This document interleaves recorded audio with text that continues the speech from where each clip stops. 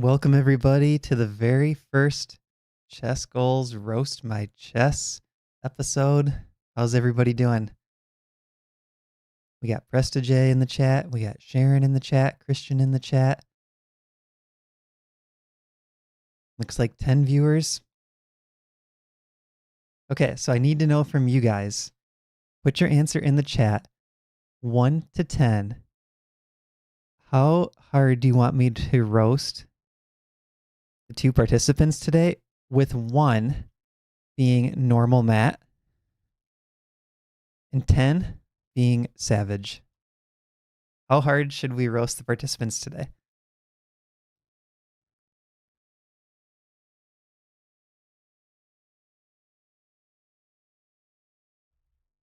Prestige J's throwing flames in the chat. Christian saying 10. Okay. Dennis says 5. Sharon says 9.7. All right.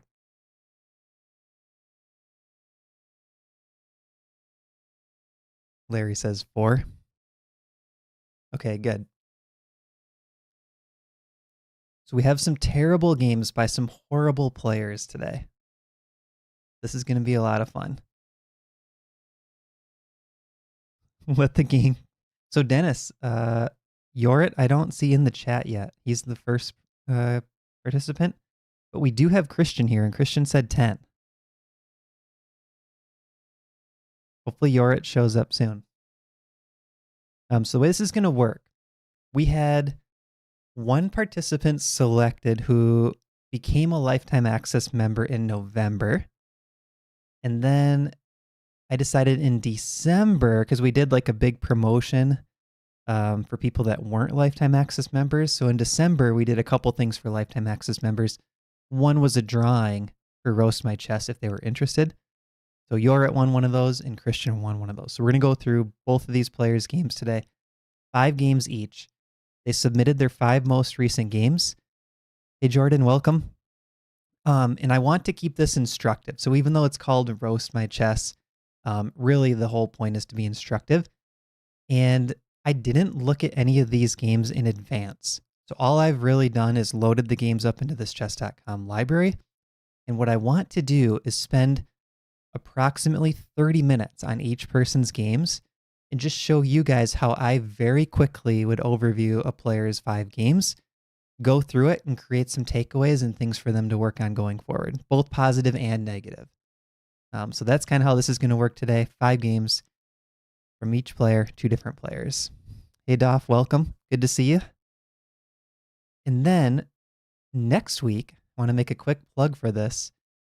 I'm super excited. Jesse and I are starting our podcast. It's going to be on this YouTube channel 3 hours later than the time that we're starting today's live stream. So that's 8 p.m. U.S. Central Time. And I think that's 6 hours later UTC. But that's going to be called No Pun Intended. And Jesse's kind of going to run the show, and we're just going to talk about chess topics. So current events, chess drama, what's going on with Chess Goals. We're going to bring on different guests. And if you guys have any ideas for what we should talk about on those podcasts, we're always open to feedback. And I think the very first podcast, what we're going to do is just kind of recap like how Chess Goals started and how Jesse and I met and all that kind of stuff, and do Q&A with the live viewers. So that's kind of the plan for the podcast, at least for episode 1. And we're hoping to do those every single Wednesday, 8 p.m. U.S. Central Time. And then they will be posted later. They're going to be edited and posted on multiple platforms. All right, so I don't see Yorit here yet. So let's start with Christian. So Christian plays in Germany, and he was telling me that his rating is, I believe it's about 1,600 FIDE. All right, so let's go to the first game. So we have Christian with the black pieces against Toshi. And I'm giving you guys a view so that you can see everything that I see, essentially. So you can see all the analysis up here. You can see the eval bar. And the first thing that I like to do is clicking on the game review tab. It's one of the easiest ways to just get a quick look. here's a snapshot of how the game went, and you can use the peaks and valleys in the chart to kind of guide you in terms of doing a quick analysis on a game. So that's what we're going to do for each of the games. Start off with the game review. All right, so Christian's playing black. Let's flip the pieces. We can see here the game was pretty flat for a long stretch. There was a missed tactic here.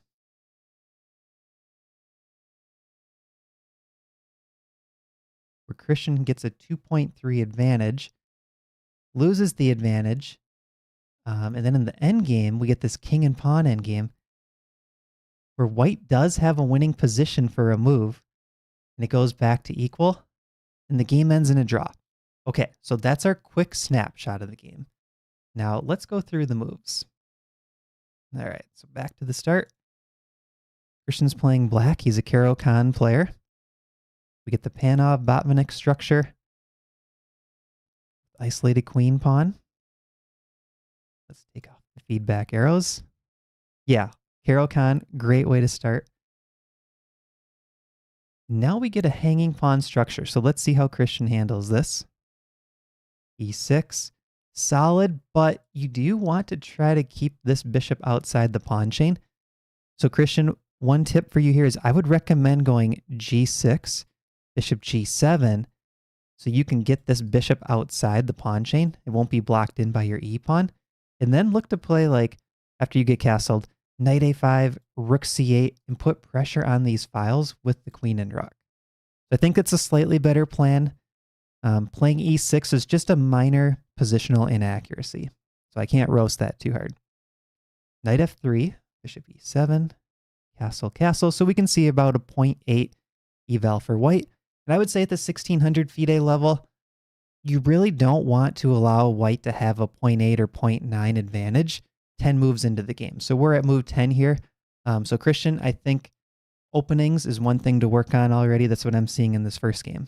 But we're going to look for consistencies across the games, or look for different patterns. All right, bishop F4, mistake. B6 is good. So the idea is let's put a bishop here and let's blockade these hanging pawns. We want to put pieces on the light squares in front of the hanging pawns. We got to push, take, take. Very good. All right, so Christian secures the bishop pair. That's great. So this stretch of the game is going well. Knight E5, bishop out, B4, B5. Yeah, Chess Simple in the chat. Smash the like button. Hi to Bob as well. I see you in the chat. Bishop F6, hitting the rook and the pawn behind it. Yeah, this is going great, Christian. You're playing a really solid game. So I think so far, we're 21 moves in. I would say mainly let's focus on improving the opening, but your knowledge of the bishop pair playing against the hanging pawns is looking good. And again, we're going to see if any of these trends appear across multiple games. All right, so knight B2, bishop C2, good move. White's trying to get active with the rook, and here we see a mistake. Look at that eval bar jump to 2.5. All right, so what does Christian need to do here? Oh, the computer does not like the rook trade. Okay, very good point, Christian, for you here. When you play an endgame, it's always important to keep your pieces active. So when you play rook A8, what happens is white swaps rooks, and they have a chance to put their rook on an active square. So they start with rook C1, but they could have also played rook E1. But what you want to do is let that rook stay there and put a rook up on the 6th rank.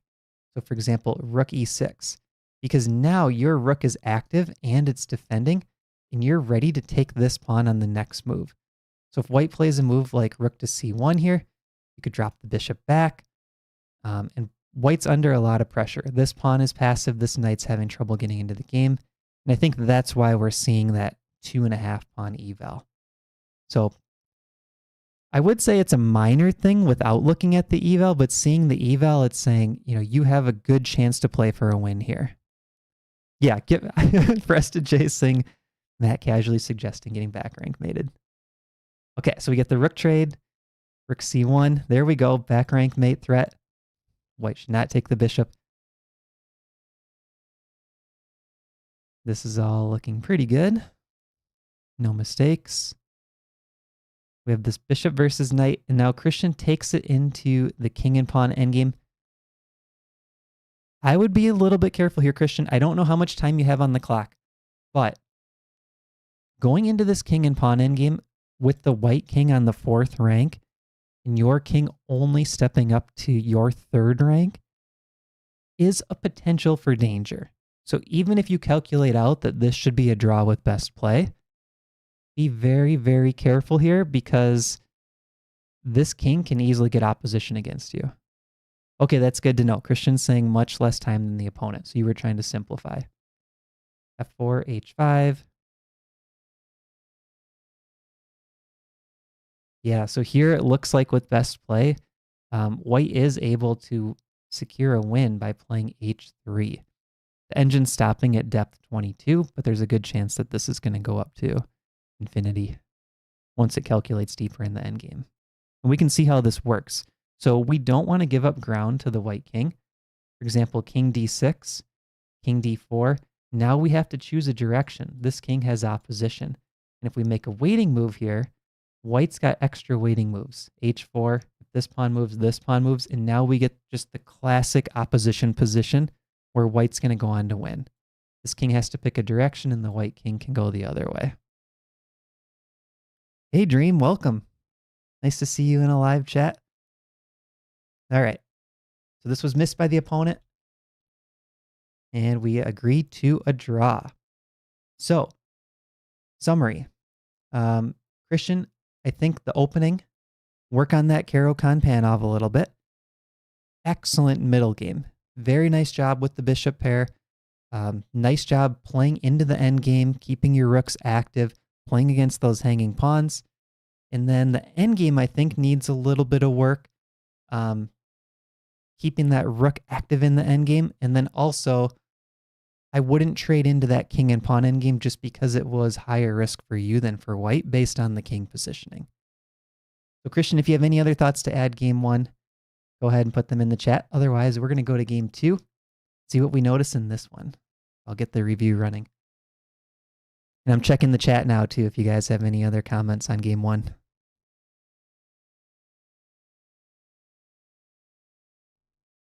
Christian's saying no thanks. Christian, how was the roasting level? Good? Too soft? Too hard? I pretty much just went back to default matte.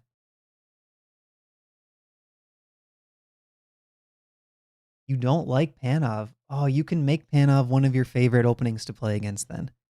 That's what I always recommend to do. If you really don't like facing a certain opening, study it really hard, just hammer out your lines and make it one of your favorite openings to play against. Make the thing you're afraid of your favorite.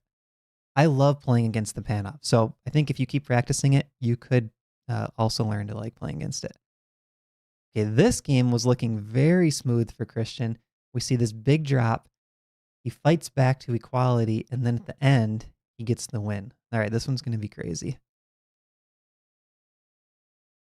The analysis going, feedback off. Oh, so Christian is a London player. We get an early knight to c6 by black. Roasting level is more of a 2.5. Yeah. Okay, so all this looks fine.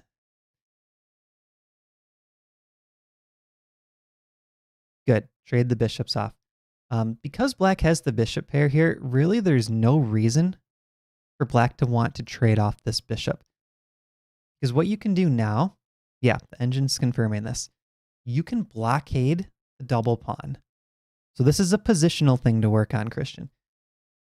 We see these double pawns. The reason the double pawns aren't weak currently is black can play c5 and trade the c pawn for the d pawn, right? c5, these pawns trade.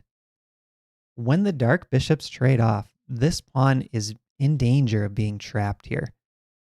So after this, great decision to take, but you need to follow this up immediately with knight b3. Your knight is going to sink into this c5 square, and it's a beautiful outpost. No pawns can attack the knight from here. And that's why we're seeing that 0.92 eval. You get the knight to b3. This is positionally almost winning. You should really never lose this position at high levels. Okay, so that's a small miss, landing the knight on b3. The move you play, though, is also pretty good, c4.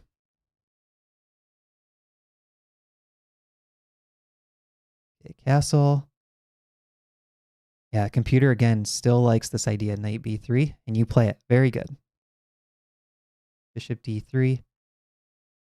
And here, you're even sacrificing a pawn. So bishop could take... Oh, I guess the a pawn does drop. Okay. So a4, knight c5. Yeah. So Christian, you did end up playing the knight to c5, which is good. You could get it in there a little bit sooner. We got capture. Knight e5. Queen c3. Take. Oh, interesting. Christian, did you look at pawn to b3 here? Because it looks like this bishop is trapped. After a takes, the bishop has nowhere to go. So this is one where you can work on these things by practicing tactics. That's really the best way. Because sometimes we see a good move and there's actually a better move on the board if we keep looking for more candidate moves. So this could also be in the calculation/candidate moves section. But b3 does trap the bishop. Okay, so knight c4, bc, knight a4. I'm waiting to see where black equalizes here. Yeah, tripled pawns.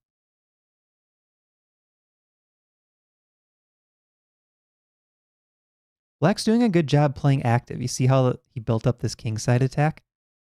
If we go back a couple of moves to this point, I would say let's put the knight on e5. And what you're doing here is you're saying, okay, I'm +1 on material, and I have the passed a pawn, and these pawns are weak. Let's shut down the opponent's counterplay. That's the mode you want to go into. So the thing to work on here is converting an advantage. Okay, let's go back to the chart. Oh, so f4 was the mistake. Okay, so what's the tactic here? Rook takes g2. Oh, and black spots it. Queen takes and rook g6. Wow.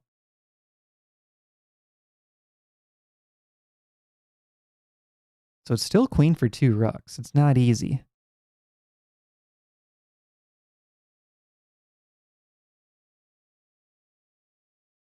And then you ended up winning this endgame by pushing the a pawn. Very nice technique. Put some pressure on black. Pass pawns pose problems. Black's trying to get his own pawn up the board.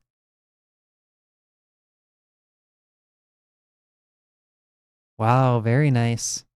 Okay, game could have continued this way, but a7, black resigned here. All right, so to summarize, I mean, there's no negative things to say really about the start of this game. I think that knight to b3 was a little bit of a miss. You know, trying to get that knight in sooner, but you did end up playing it just a couple moves later. The main thing to work on, so really nice opening, nice positional play, nice strategic play. Realizing the advantage here is something to work on. Limit your opponent's counterplay. And in game number 1, I don't think we saw that as a takeaway. But we did see a strong endgame for you in game 1 as well, and nice strategic play against the hanging pawn. So those are both looking good. All right, let's go to game number 3. We'll get the chart running.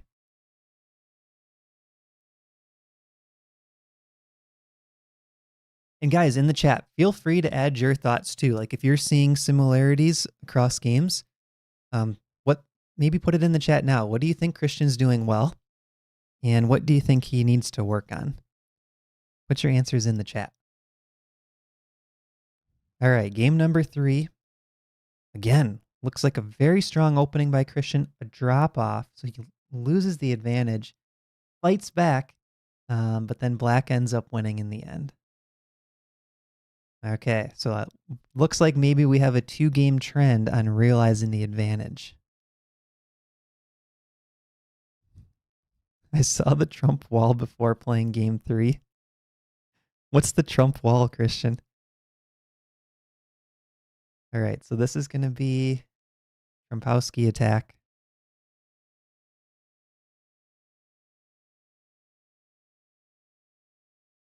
Okay, equal. I like this pawn structure. So we got the pawns on dark, bishop on light. Trumpowski stonewall. Thanks for clarifying. Okay. I saw trump wall. So we got the pawns working with the bishop. Yeah, this is a great attacking position. So Doff is saying, I think he's playing too fast and not spotting certain moves. Yeah, that's good feedback so far. Okay, black locks it up. Strategic error. And Christian is just dominating in this position. Oh, but here the king gets in some danger. Okay, so let's back up a couple moves. So here, this is another one of those positions, Christian, where you want to secure your advantages and not give black any new imbalances to play with, right? So we look at this position, the eval is already 3.5, but the material is completely equal. So why is it 3.5? Well, these pieces are all pretty bad. Black's pawns, pawn chain points towards the queen side, right? So black needs to play queen side. You have full control of the e5 square, and you have this dark pawn chain going, and you have the h file, and you have the knights ready to hop over there, and the bishop pointing that way, and the queen ready to come soon, right? So you have all of this play over on the king side. What you want to do here is just control any counterplay from black. So by putting the knight here, you have to assume black is going to take, right? You have to at least calculate this. If you take with f, like happened in the game, queen g5 is a thematic idea, and all of a sudden, black got a ton of counterplay. If you take with d, the queen can't come out, but still I like this position a little bit less than the previous one, because now there is a chance of some counterplay. Like let's say black puts the bishop here. It falls for a crazy tactic, but just for an example. There may be pawn to d4 at some point, breaking free the bishop, and this king is still on the center, right? So moving this d pawn to e5 potentially gives black a little bit of counterplay as well. So what I would recommend here is a move like knight g5, putting pressure here. You still got this attack. Let's try to soften up this king side, make black push. And I see here even bishop takes g6 is a good move right away. Yeah, so Christian, so that goes to Doff's point, Christian. Your default was f takes e5, but you don't always want to go the default. So I think make note of this, Christian. Look for multiple candidate moves more often. So multiple moves on move one is good. Yeah, Dare, I know it's bad roasting. But I want it to be instructive. All right, so then there was this crazy comeback. But we get to this position. It starts going downhill.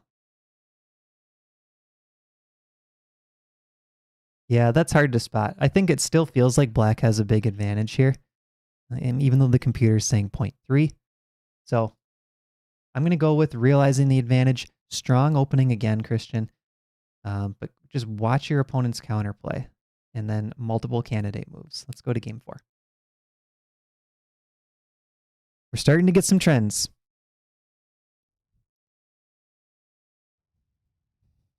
Sharon is saying, hey, Christian, gut gemacht.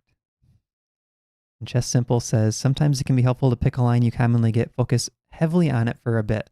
Chigorin could be a good one to focus on. It happens a lot and is good for white. Yeah, I agree.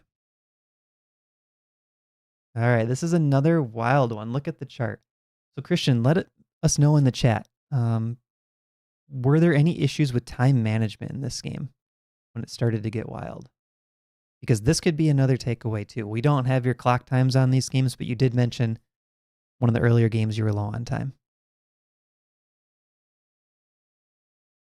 We get another London, Bob's favorite.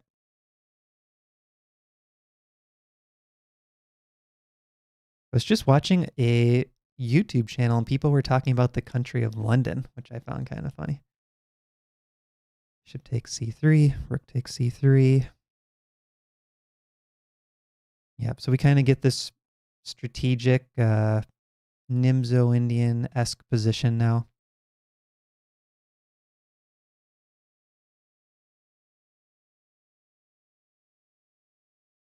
Oh, black is really extending. Okay.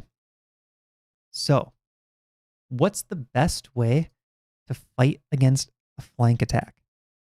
The best way to fight against the flank attack is to attack back in the center. The center is almost always faster than the flanks.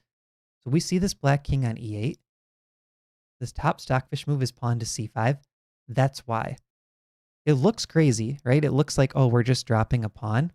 But this is your way to fight back very quickly. So let's say black wants to win the pawn. They don't want to move the d pawn because this c pawn is loose. So they would try b takes c6. Now you take with d, mouse slip. And if a knight takes back, black actually runs into some trouble here. Let's do this knight. Pawn to b4. Where is this knight going? Knight a6. That's a terrible square for the knight. He's stuck guarding this pawn. He has no advanced squares. He can only go back to b8. And it looks like queen a4 check, and white is just crushing black after bishop takes a6. Yeah, so the knight's getting captured there. Knight back to d7. Rook takes c7, hitting the bishop, hitting the knight. So really, black cannot try to win this pawn. But if black doesn't win this pawn, pawn to c6 is threatened, or you open up the c file. So this is the best way to fight back against the kingside pawn storm, Christian. And when you see it coming,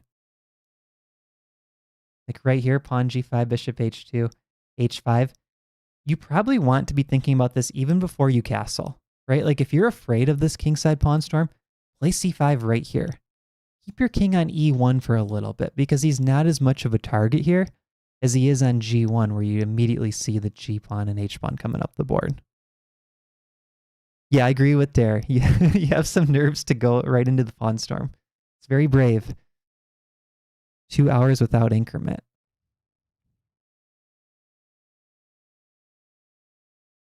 Okay, so after this, the game goes downhill.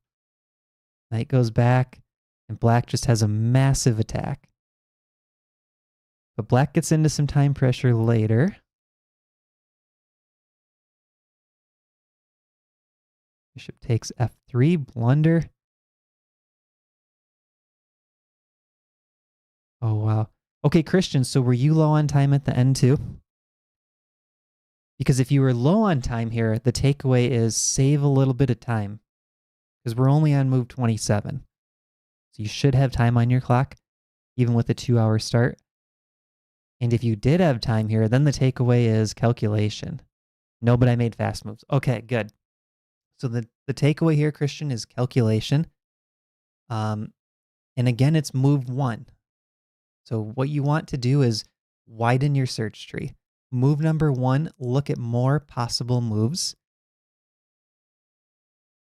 Yep, and even if your opponent's low on time, it's not always a good strategy to try to rush them. You know, that can be a strategy in blitz, but in classical chess, a position like this, if you have time on the clock and your opponent doesn't, use that time to find the win, right? There's a lot of crazy tactics here. Both sides are attacking each other's king. You can find a move like c takes b if you use your time. But you just have to use the time. Because now you have the rook attacking, bishop attacking, king, queen, both on the attack of the rook after rook takes c7. This is coming. It's completely falling apart for black. Yeah, c takes b6 is a really sweet move.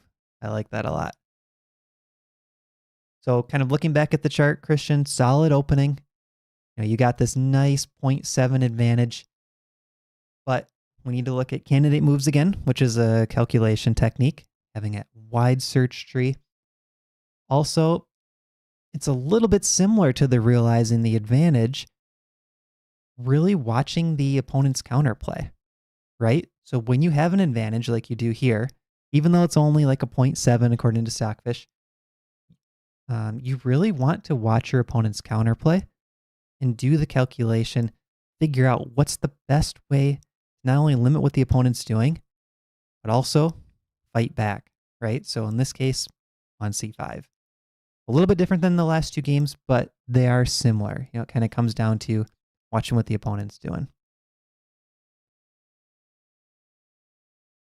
Yeah, Doff is saying missing tactics again, so you should slow down. I agree with that, Doff. So one thing you can do, Christian, for time management, do you write down your clock times every move?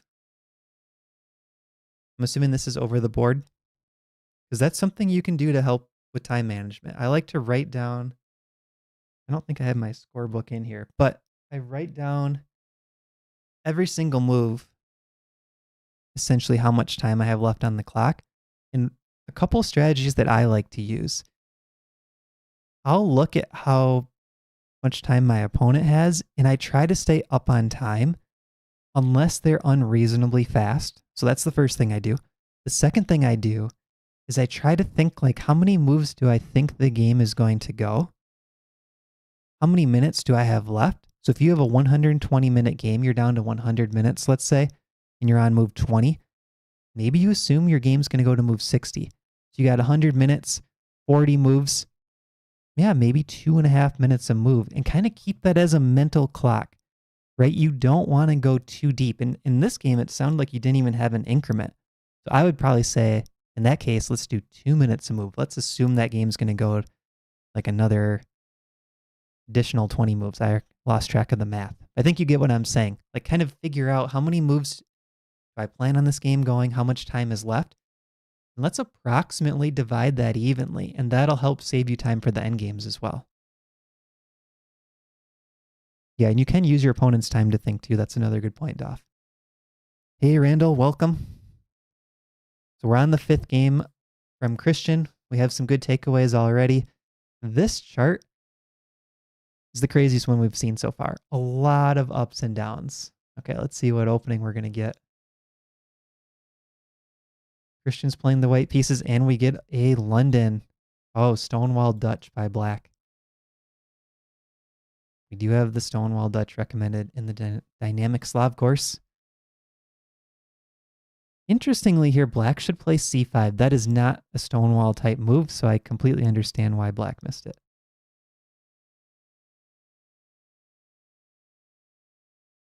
So Christian castled queen side. I think that's an okay decision. And then the goal should be, let's open the center, and that's what he does. Great. So another nice positional game by you, Christian, so far. So I think, Christian, strengths for you, openings, positional play are both pretty good. Tactics, calculation, realizing the advantage, candidate moves are things to work on. End games we've seen kind of go both ways. Time management, though, is something you could improve. But I'm okay with this decision, queenside castling and playing for f3. So Black pretty much says here, I'm not going to retreat the knight. I'm going to sack it and move my knight out to h4. And the idea is after take, it traps the bishop. It looks like this is just tactically not working. Yeah, because takes. And now Christian's up a pawn with a really bad pawn that hems in the bishop. Very nice, Christian. Oh, computer here says pawn to g3. I don't understand. Pawn g3. Why pawn g3? Oh, okay. We got a tactic on the board. It took me a second to spot it. Rook takes f5. Queen takes bishop g5. Lines up queen and king. Yeah. Bob, that's a great tip. Maybe cut your clock time by an arbitrary time when you have no increment. It's helped in the past, leaves a buffer of time. Yeah, you have to leave time for endgames, especially in classical chess. Yeah, Sharon's saying queenside castle as the attack. But here, I mean, to get to this position was great, but you just have to spot that tactic.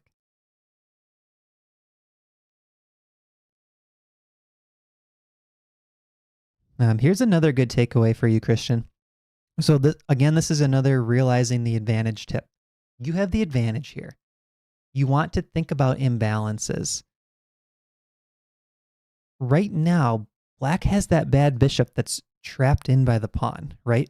So we know black has the bad bishop. Black needs to create some sort of counterplay to compensate for that bad bishop. Let's not trade queens because that fixes the pawn structure and frees this bishop all in one move. It'd be much better to retreat this queen or back it up by a rook. And the hard thing with this move is we're taught certain rules in chess. Oh, you're up a pawn, you should trade down. But that's not always the case. And this is something that I had as my own takeaway a few years back when I was working with a coach. I tended to trade down when I was only up one pawn, which is exactly the case here. And I would trade down into positions where my opponent was essentially in draw territory with best play, even though I was still up a pawn. So I had to learn, let's not simplify too much if the advantage is going to dissipate or it's small to begin with. In this case, the advantage shrinks after trading the queens. It'd be better to play rook e1. Take, take. Rook here, bishop f5. Okay, this is good. Interestingly here, the computer doesn't take, but I'm okay with that capture.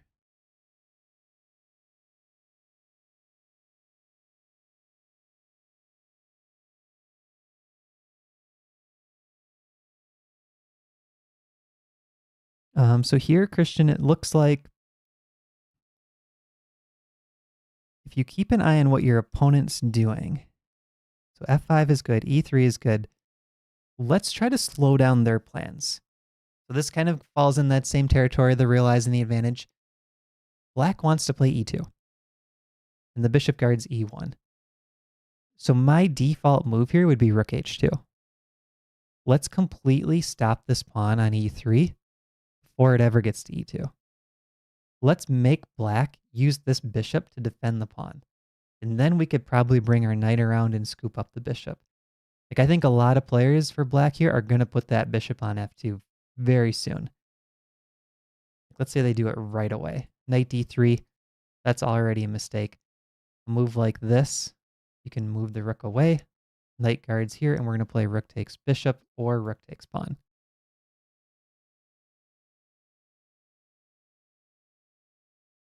Okay, so knight f3. Black gets a little bit of counterplay.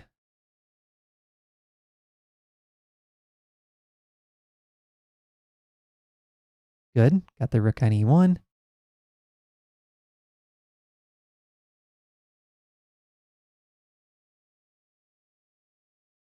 Yeah, black is fighting.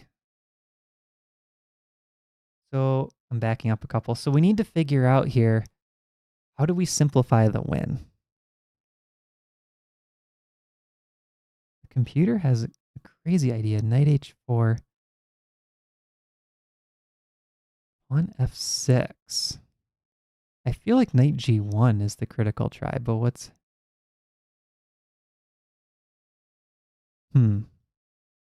It likes pawn f6. Why not just take? Knight h4. Oh, interesting. Okay, that's pretty deep, though. I don't expect you to find that. This is sort of what we talked about with the active endgames. Stockfish is just calculating deeply here and finding if we play f6, black takes, the knight lands on this awesome outpost f5, and our rook comes onto this f3 square, applying pressure, and all of a sudden, the white pieces are super active. So if you can find that, that's awesome. But I think the position here is pretty much equal, human versus human play. That's pretty hard to see. Okay, black missed bishop h2. Take, take, king moves. Got the pawn, good.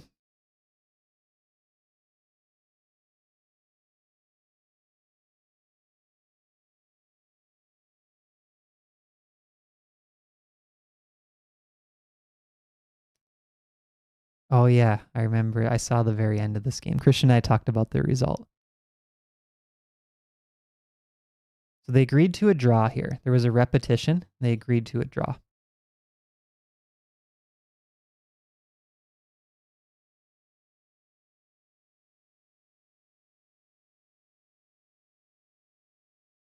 But it looks like with the eval, white should be winning. We have this passed pawn. Okay, let's back it up to this position. What ideas could we try here? Maybe king e2. Give up this pawn and go d6 because this guy's coming really fast up the board. Okay, 5 minutes left. So time management here could be another takeaway for you, Christian. Okay, so chat, help me out here. And Christian, you too. Put the positive takeaways and the negative takeaways or the takeaways to work on, however you want to word it. Put your summaries in the chat and we'll kind of talk through it. I think we do have some nice positives and nice things to work on from that group of 5 games. And it's pretty amazing. Like most of the time, if you look at 5 games from a player, you can start to see trends already that quickly. And usually it only takes 2 games out of 5 to start to see a trend develop.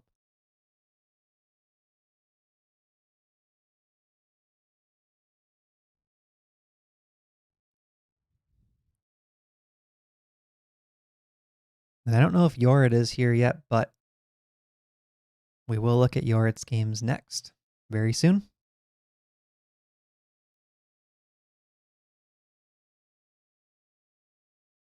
I'm going to see if he's in Discord.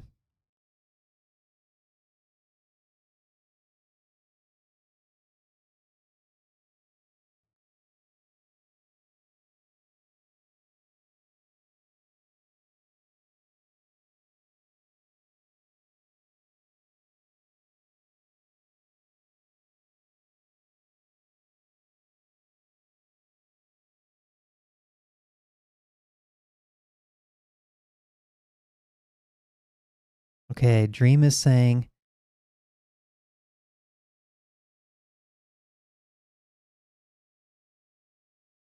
I don't understand your comment, Dream. All you see is how you think chess is played. I don't understand.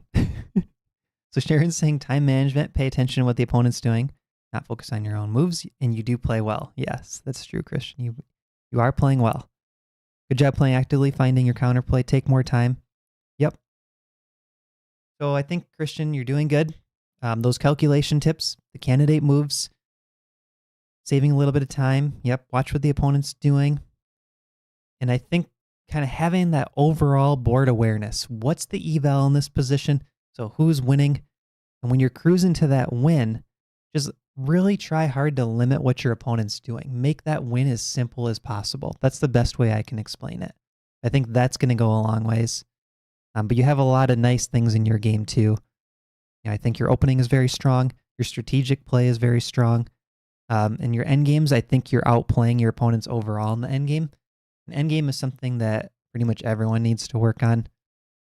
I would say below 2,000, I've noticed a lot of players need quite a bit of work in the end game. All right, we got Yorit up next. Yorit is a very strong player. He is actually 1,900 FIDE. Here's game number 1. Yeah, thank you, Christian, for submitting the games.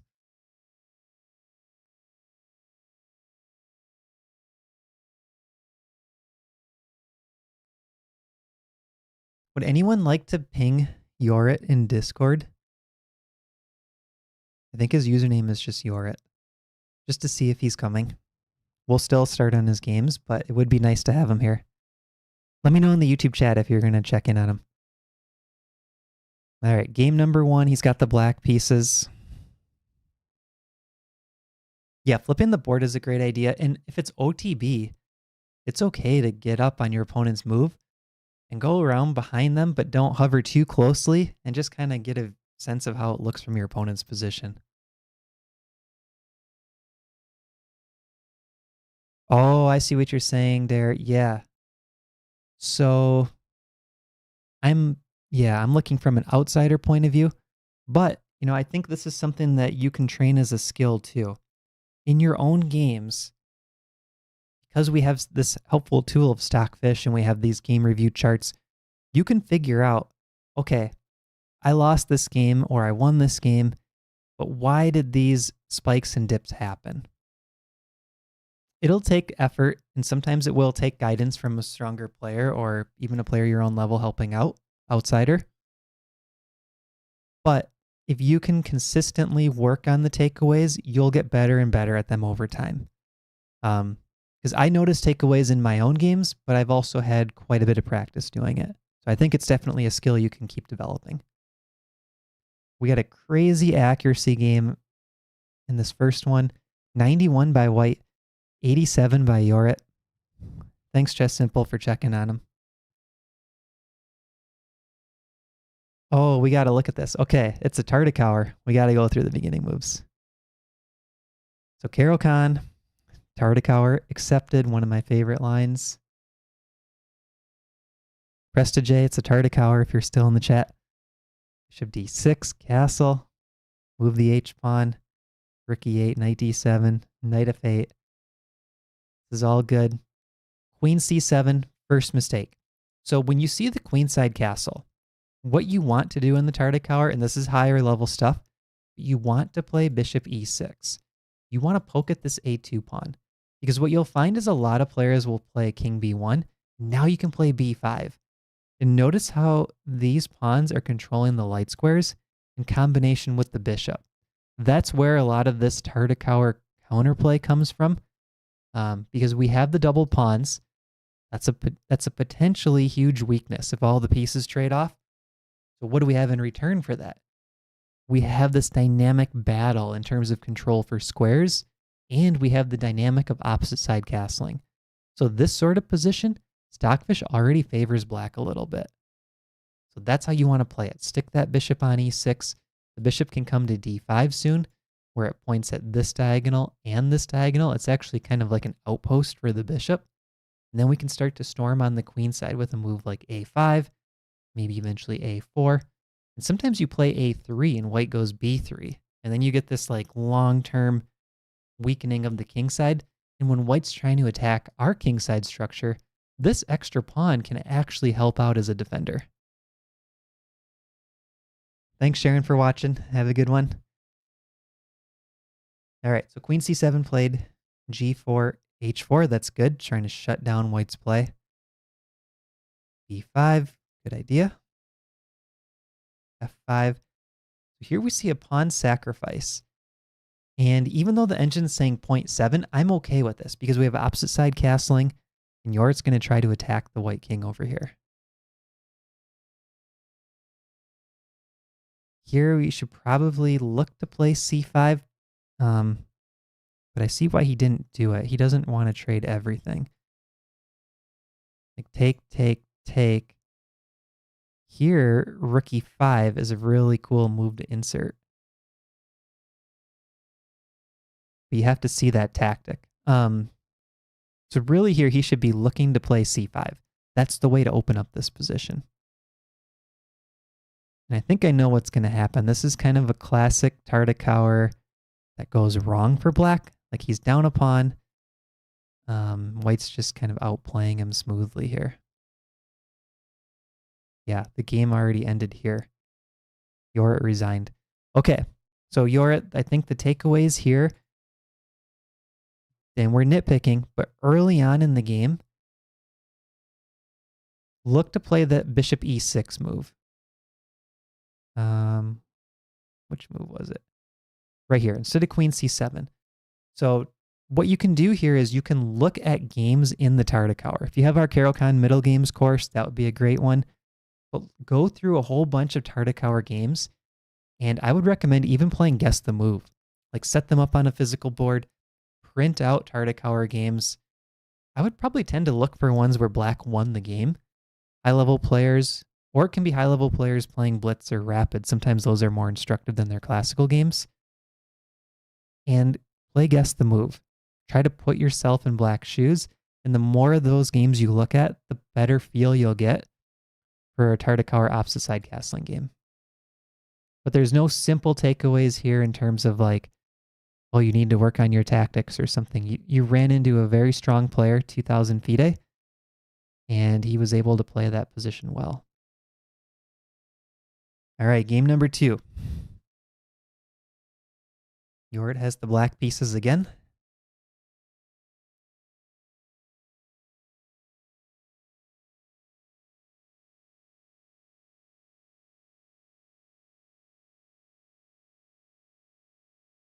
Okay, I have a question for the chat, a poll for the chat. I put this in a YouTube community poll question as well. Out of the active top 100 grandmasters, so active over the board grandmasters, top 100, what percentage of them do you believe have cheated over the board? Put your answer in the chat. I'm very curious because there's so much drama about chess cheating. So active over the board grandmasters, top 100, what percent do you believe have cheated in the past year?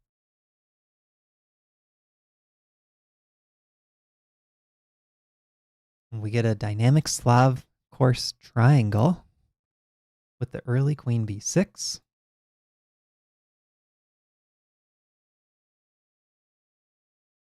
is looking good.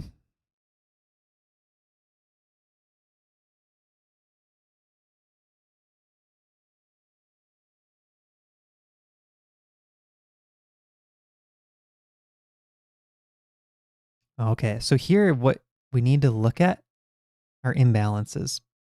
I think Jort's very focused on this bad bishop. But here what we need to do is think in terms of let's play for the advantage. Maybe he was okay with a draw. His opponent's 1587. He's 1879. I think A takes B is screaming to be played. You want to target this pawn with rook and bishop. And probably in his mind, he's thinking, white's going for the minority attack. Let me shut down the minority attack. But this is another one of those chess rules where we're taught a chess rule and it's very hard to break those rules. But this is the case where you got to do it. If you want to play for the advantage here, you have to play A takes B and use your extra pawn as a weapon. A few moves back, Stockfish was even saying, hey, let's play C5. Let's use our extra pawn to break in the center. So A takes B here, super strong move. And you can even play pawn to B5. It looks weird. Let me go a little bit deeper. Let's say H3. You can put the knight on C4. I'm just going to give white a couple of random moves. I know it's bad. But if you get this structure, this is dominant, right? Even though this is a backward C pawn, that A pawn can't move. Your knight's on an awesome outpost, and both of your bishops are active. Your queen and rook are on this half-open file. That's the ideal position. That's how you push for the win here. So then it looks like white was able to get the advantage. You're overextended a little bit on the queen side, or on the king side, excuse me. G5 inaccuracy. And I bet he played G5 because he was trying to play for the win, taking a few risks. But now white's getting their minority attack, right? So in the end, white got exactly what they wanted. Minority attack, both rooks lined up. They got rid of that bad bishop on D1. Left with a pretty nice bishop cutting all the way across the board. Yeah, white's position is looking very strong here. And this attack isn't really going anywhere because these pieces aren't well coordinated to attack the white king. And then we see a blunder by white, so a tactical mistake. Queen takes G4 is the top move. And this kind of goes back to what we talked about in Christian's games. What white should do here is say, okay, I have the advantage. Let me minimize any counterplay from black.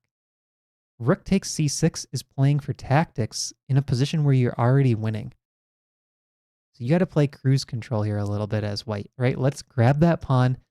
Let's not do anything too drastic. Let's keep these black pieces all tied down. Queen takes G4. Instead, he goes rook takes C6. And after rook takes, black all of a sudden gets activity. Queen F6. Draw agreed. Looks like even better was Queen F6 right away. And if queen takes, bishop takes, we have rook for knight. Yeah, the computer likes black. Okay, so Another very high level game. Um, so I think overall you're playing very well. But in this case, main takeaway is B4. Let's break our common rules and then king safety. Right? So even though this move only lost like half a pawn according to Stockfish, this caused you problems long term. This kingside pawn storm was not a great idea with your king on g8. The open king actually ended up giving white a pretty big advantage for a stretch here, right? Because white accessed your position on the queen side. This king's exposed. This pawn should have dropped with the queen coming in. So I think overpressing a little bit Yorit after missing that idea of a takes b3, but two very high level games so far. All right, we'll get the review running on game 3. Check the chat. Dream is saying 5%, very competitive. Not everyone's limited by morals. Tech isn't so hard. Just need a signal for when a tactic is there. Ooh, Chess Simple is saying 18%. Political challenges and financial situation of the players. Yeah. Ken Regan would be missing a lot if the figure is significant. I like how in many courses authors just end with, and we have the minority attack. Yeah, it's not elementary. It's not easy at all. The rules don't always work. Good question, Presta J. I wasn't including prearranged draws or match fixing. I was thinking more like your opponent isn't aware you're cheating. They think they're just playing a fair game and you're using assistance. Whether it's some vibration in a critical moment, whether it's someone giving you a move and they were looking at their phone, or somehow you just completely cheating and getting fed direct moves from a device. Dennis is saying less than 1%. Yeah, I kind of agree. I think there may be tournaments where there aren't very strict rules and people get away with it. So I wouldn't say 0%, but I think it's got to be pretty low. So the follow-up to that question, most people think pretty low over the board. What do you think about the top 100 active online GMs? How many of them have cheated in the past year? Online GMs. I think that's the more interesting question. All right, this game, we have a 1600 as white. We get he starts with c6. He's playing dynamic Slav, of course. Slav exchange, not very exciting. Switch to the analysis mode. Yorit's playing active, and then we see a blunder, and Yorit immediately spots it.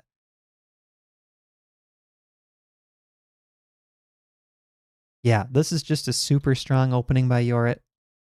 Great game. Great conversion. He's +1. This king is already moved. He's swapping down, still holding a big advantage. And he converted this knight to knight and bishop versus rook imbalance. Oh, brilliant move again. If pawn takes, there's rook a2 check, and after the king goes back, there's check on the back rank. Wow. What a brilliant game. And then he's got the pass pawn running up the board. White does not have any hope here. Traps in that rook essentially. Gets the pawn all the way up to b2. It's about to queen. Yep, rook c8 check. White resigned right here. I mean, that's almost a perfect game by Yorit. Really no negative takeaways, just completely smashed the opponent. I think I put the wrong result in there. It says 1-0, but Yorit won this game. Wow, very nice game. All right. game number 4. Let's get that review running.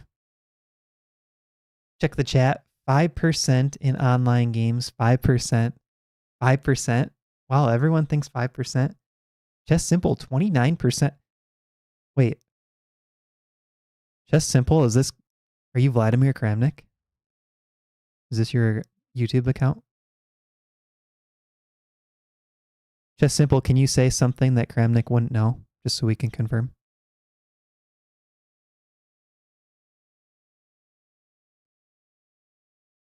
I would assume online is super common. If you're a grandmaster, you'll have grandmaster friends. They'll sit next to you, watch some chess, wonder check, won't even notice you're cheating. Yeah, and that's definitely in cheating territory. So somewhere between 5 and 29% if we take the range of everyone's guesses. Oh, this is looking very... So look at this chart, guys. This is the type of chart you want to aim for in your games. And we just saw a chart like this in game number 3. Look at how smooth that is for Yorit. So I think games 1 and 2 had some good takeaways to work on. Game 3 was just great game by Yorit. Let's see what we get in this one. Kind of a Chigorin structure.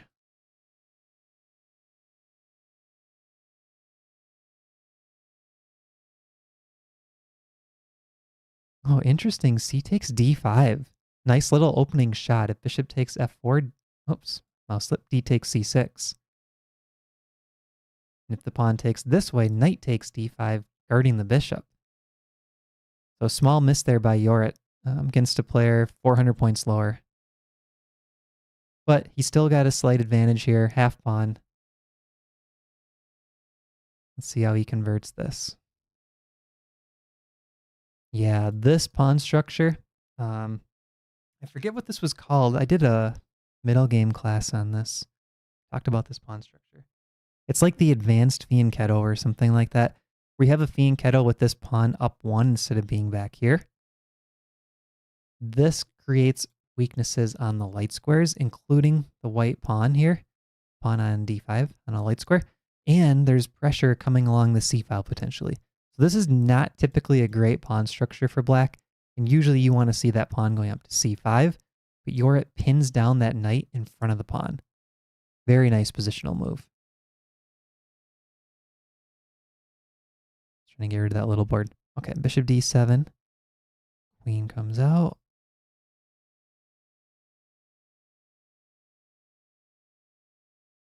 Just backing up a little bit. Okay, take. That looks good. G4. So he sees this king on the run. He's going to push the G pawn up the board. He's fine with the queen trade. Wow. Yorit is a confident endgame player. This is really good chess again. G5.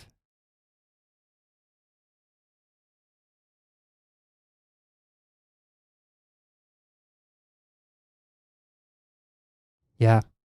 Okay, strength of Yorit's is tactics. We are seeing him outplay some lower rated players here. Thank you, Smithy Q. Extended triangle. I couldn't think of it. Extended triangle. That was that pawn structure with A7, B6, C7, D5. Yorit is just a beast. He's crushing these lower rated opponents. So another very nice game by Yorit. Okay, game number 5, final round. He's playing a 21-30. This is going to be a tough one.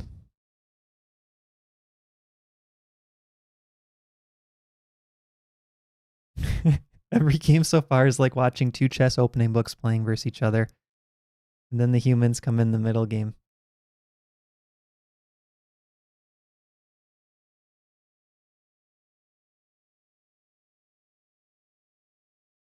As simple as saying when I played the Dojo Liga, the last 2 rounds I played resulted in ban by the opponent, and the only thing on the line was ego.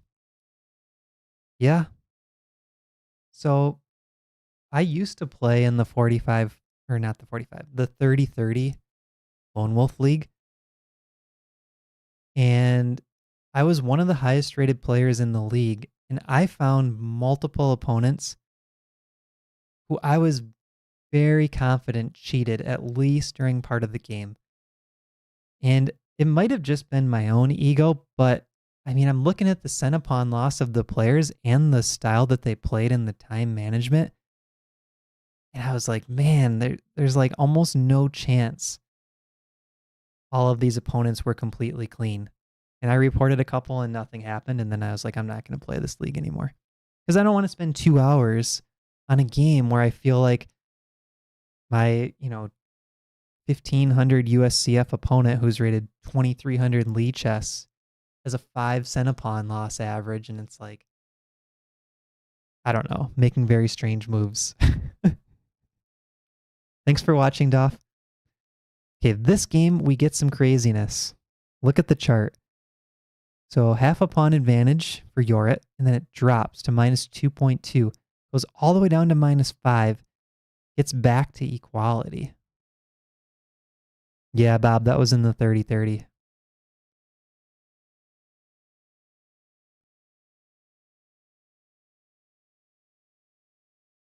Yeah, I kind of trust, I do trust chess.com more for catching cheaters. Especially if there's anything on the line and they get reported. Okay, so what opening is this? We get a Queen's Gambit with an early c5. Okay, let's toggle over here. This is a Tarrasch. So the downside of the Tarrasch is usually black ends up with isolated queen pawn. But the upside is it's a very active opening for black. And with the IQP, they tend to get more space in the end. So if these two pawns trade off, black gets more space with the d pawn. Playing a g3 variation. Nice and solid. b3. He wants bishop pointing at this pawn. Makes sense. Knight a4. Nice positional decision. Pressuring that pawn. Trying to leave the isolated queen pawn on the d file. On to b6. Rook c1. Rook e8. E takes c. So now we're going to get a hanging pawn structure. If black ever takes this pawn back. Oh, wow. Bishop a6. Brilliant move by black. Okay, what's the idea here? Queen d3, bishop a6. That's incredible. The queen is trapped if you take the bishop with knight takes c5. Wow, and there's not any good squares for the queen.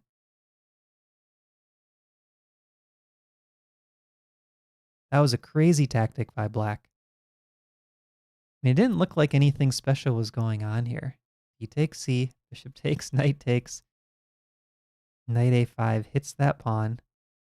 And then knight a2 just looks really odd. But the power of this knight on e4, which is because we have this IQP position, allows black to play knight back to c3 in combo with bishop a6 and just get a very active attack in the middle.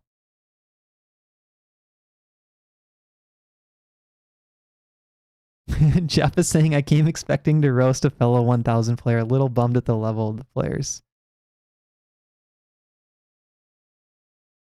Yeah, so Jeff, these two players were chosen at random. The first one was 1600 FIDE, Christian. And now we're looking at a 1879 FIDE, Yorit.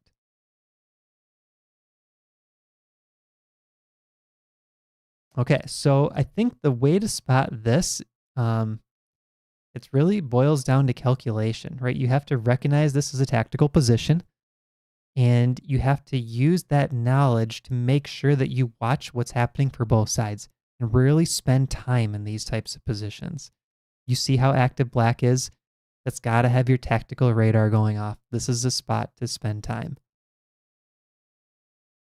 So queen e3 takes e2 check, rook takes, bishop takes, takes, and then knight takes g3.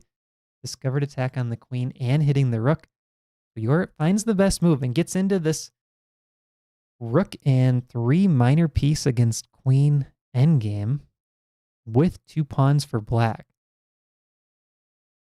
No, I miscounted that. Sorry, it's getting late.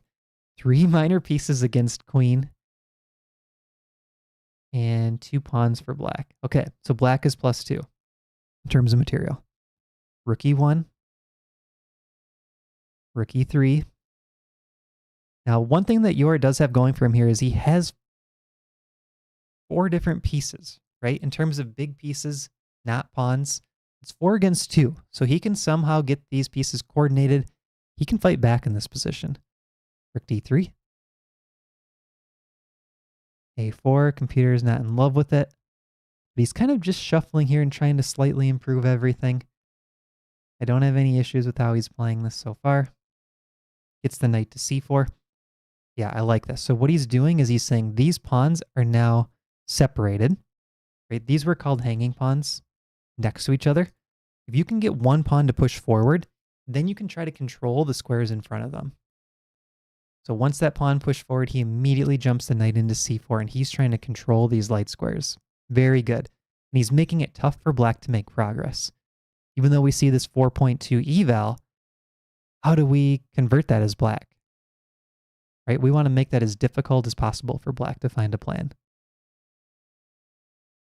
Rook e8, bishop f3, king b1. Yep, good idea by black. He's trying to use this pawn advantage, create problems on the king side.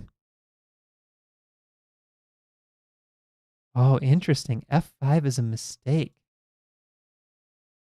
Okay, why is this a mistake? Something getting trapped here. Knight d3. What happens if the rook moves? Oh, this pawn drops. Okay, so he's got to be aware of the fork. Very nice idea by Yorit. Great way to fight for counterplay. So now g4 and black is just kind of all in on this attack. Knight takes, pawn takes, knight takes, queen takes b3. This is a nice decision too. So I think Yorit here is saying, I'm going to create a fortress. This is a technique you can use in the endgame. If black takes, rook takes, look how that rook could just plan on f4. And black is never going to win that position. Rook f4, knight e3, black can't win. This is good technique. Black tries to play for the win. Knight f3 gives Yorit a small advantage. Now the problem is Yorit doesn't quite get that same fortress, and the a-pawn can run up the board. There's no a-pawn for white. But he's going for that anyways. Oh, he does get a fortress with the knight here. Okay, that's good. All right, so what do we say about these games overall? Let's see. You're at game number 1.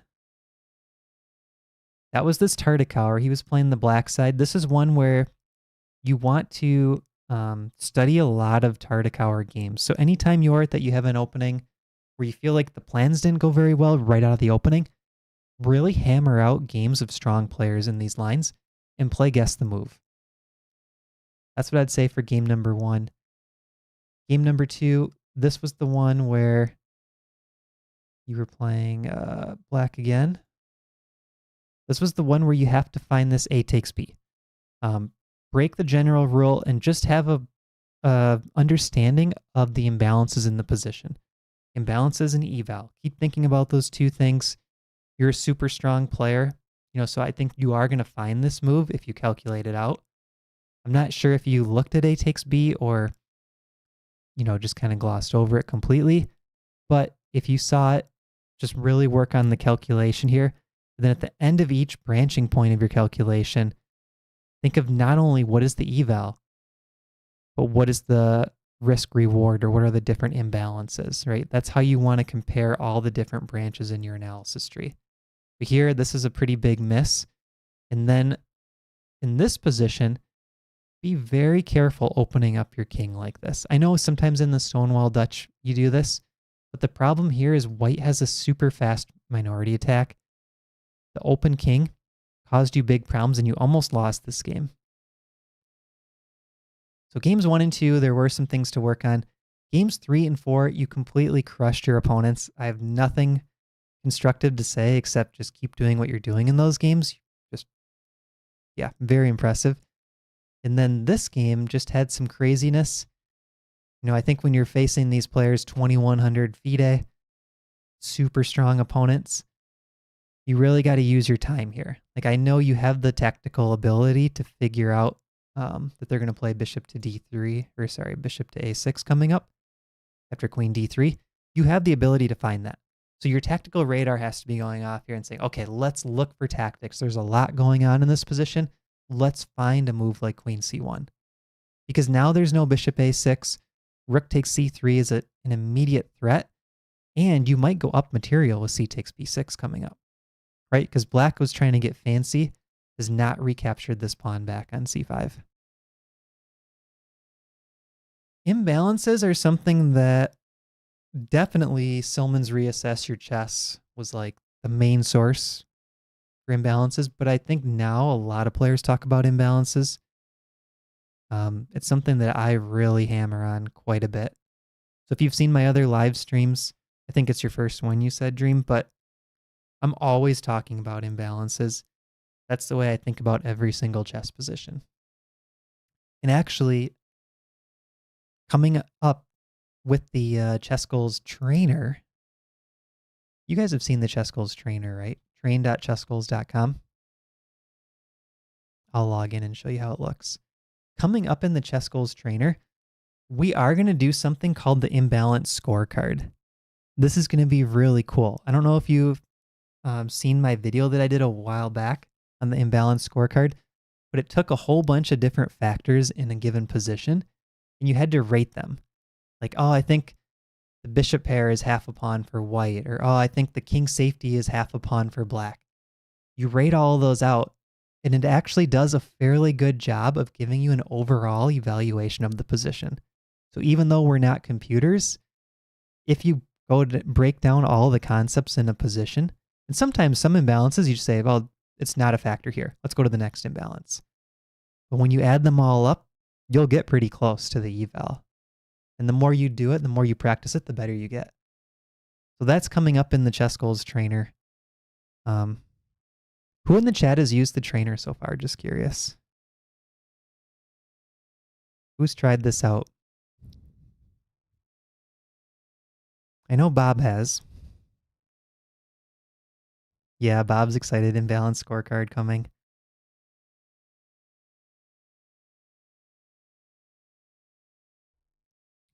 Larry's done a few of the puzzles. Awesome. I was trying to figure out if we could have a prize for whoever completes all of the puzzles before new ones get added. Yeah, Jesse hand curated these puzzles. He went through and manually weeded out bad puzzles. And a lot of the puzzles have multiple solutions. So like if you do the mate in 2, I'll just do one right now. There will be more than one solution, right? So we need to think about, okay, what's the best move for black? I want knight takes f3 check. There's multiple replies. Queen could take, pawn could take, king could go over. Now this is a pretty simple example, but in a real game, you need to check all 3 lines. Excuse me. And what most trainers do, they only give you one move, a reply, one best move. That's it. But this will make you solve all 3.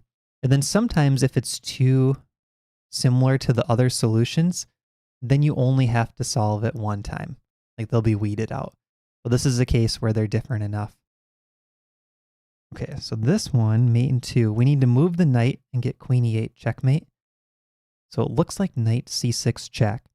But then we got to look at multiple options. King can come over. Pawn could take, or bishop could take. Okay, so knight check. If pawn takes, we have queen e8 mate. Knight check. If bishop takes, queen e8 mate. Knight check, but king c8 is the tricky one. We need queen to a6. Because our knight blocks b8 and d8, and there's no bishop back because the knight's sitting here. Wow. Very nice. Almost did the wrong one. Too fast. Bit like CT art. John Doe, are we actually supposed to roast you? Hey, Gabriel, welcome. Okay, let's go ahead. Let's do it like in the MTV roasting. Now feel free to roast myself. You can unload in the chat anything you want to say. You can roast ChessGoals. You can roast my chess. You can roast my YouTube videos. You can roast my artwork on the wall. You just can't roast the dog in the background. Oh, he's kind of off camera.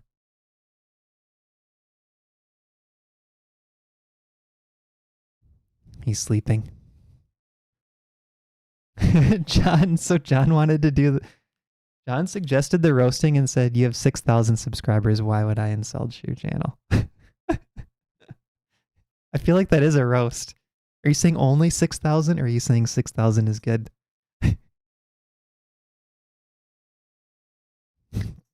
Dennis is saying he has not moved since your last video. Christian is saying we need a separate dog cam.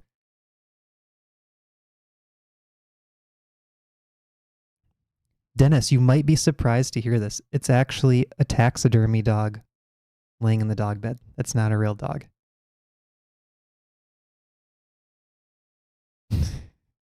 Your hair is the same shade like your wall. Okay, that's a good one. That's a good one. Can we replace your camera with a dog cam next video? Yep. Taxidermy dog for clicks. The dog has not moved since your last video. I like that.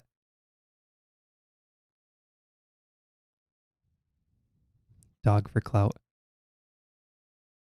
Hands on head. He's confident of no roasting. It's true, Bob. Bob, did you read that Poker Tells book? I'm looking up the name of it. What was the famous Poker Tells book? Oh, Caro's Book of Poker Tells. Yeah. Not the Caro Khan. Caro's Book of Poker Tells. I had this book. The Psychology and Body Language of Poker. John saying, what's your name? My name is Matt. Matt Jensen. Okay, any other general chess questions before we wrap up? Oh, who's coming to our podcast next week? Podcast live. It's going to be next Wednesday, 8 p.m. U.S. Central, so about 90 minutes later than the current time, next week, Wednesday. My rating is 2200 USCF, 2450 chess.com Blitz. All right, Presta J, we will see you there.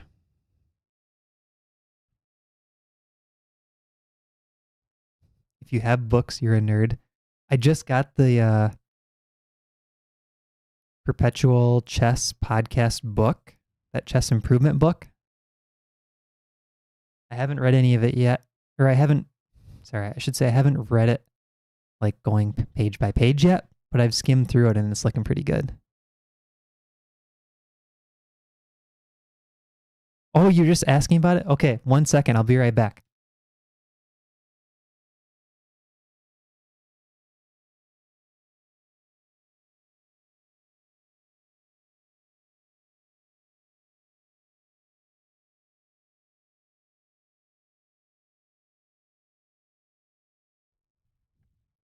Here it is. Perpetual Chess Improvement by Ben Johnson. If you're interested, this is a great book. It was summarized in our Discord, but really, if you are interested in chess improvement and you have the money that you could spend, I think it's a great book. He talks about the 4 pillars of chess improvement, and it's very similar to what I recommend at ChessGoals. Playing games, analyzing the games, tactics, having a community. These are all the important things. Those make up his 4 pillars. And tactics. Yeah, so games, game analysis, tactics / calculation are combined, and then community / coaches / mentors / friends. What are the paintings behind you? I don't really know. Discord is for little kids.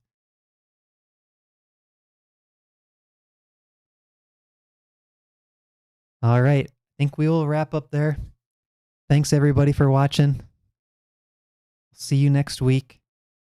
And we will have more YouTube videos coming out starting tomorrow. So I'm back on the YouTube train after a couple of weeks off for vacation. All right. Thanks everybody. Have a good rest of your day. I will see you later.